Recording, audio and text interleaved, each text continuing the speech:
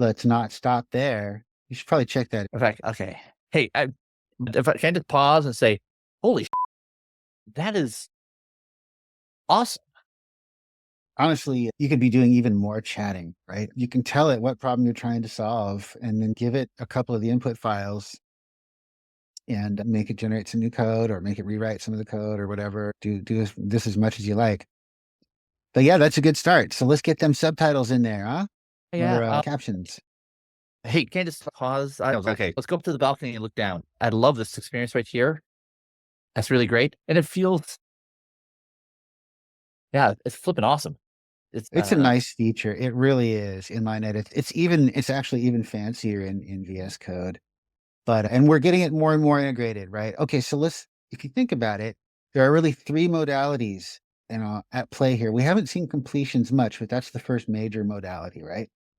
And then you got chat and you got inline edits, which is between them. It bridges the two because you're not having a full chat session with history in the inline edit dialog, right? We probably could integrate it better with chat so that it actually became an extension of chat. We probably should.